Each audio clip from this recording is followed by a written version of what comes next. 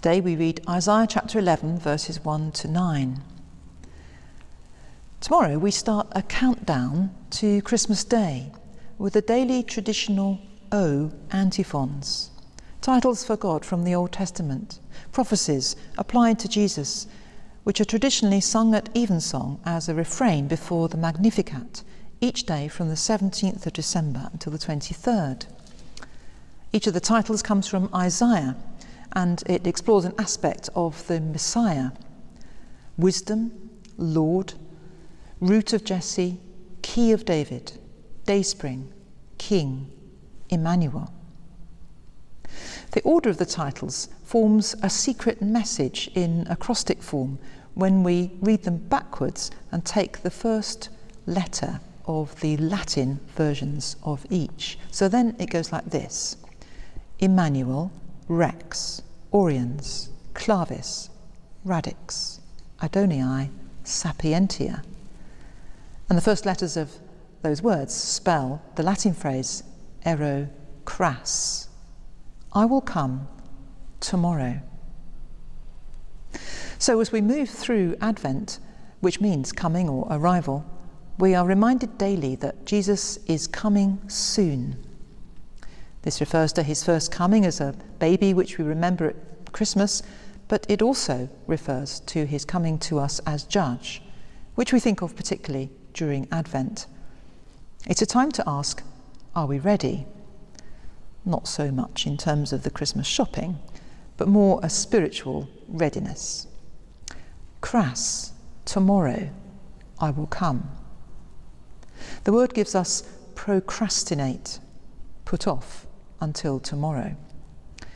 We cannot afford to put off our preparations for his coming, as the Gospels warn us that he will come like a thief in the night, unexpectedly, suddenly.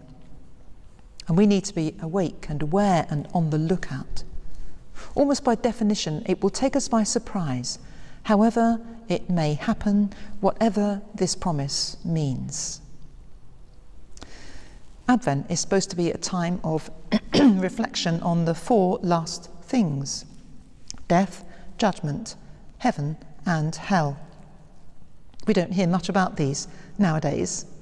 It's probably a useful correction to former harping, forgive the pun, harping on hellfire and damnation as a way of scaring people into obedience to the church.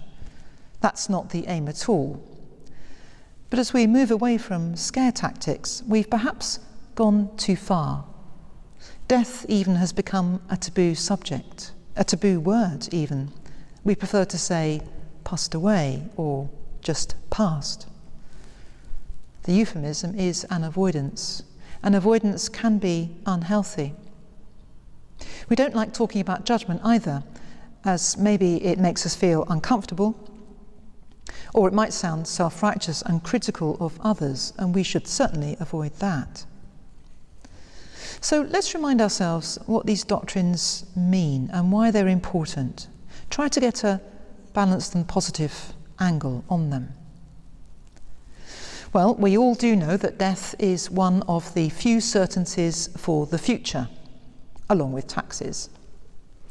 So no one should kid themselves about this, and preparing responsibly for that moment by, for example, making or revising one's will or writing down funeral requests is simply sensible and considerate for those left behind.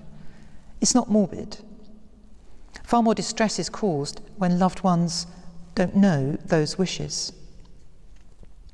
Then let's grasp the nettle of judgment and one's destiny of heaven or hell. In Scripture, the word judgment often means discernment, insight. It always means justice, and it doesn't mean condemnation or rejection. Often our fear of this doctrine assumes that it does. The Psalms often pray fervently for judgment, for a just judge.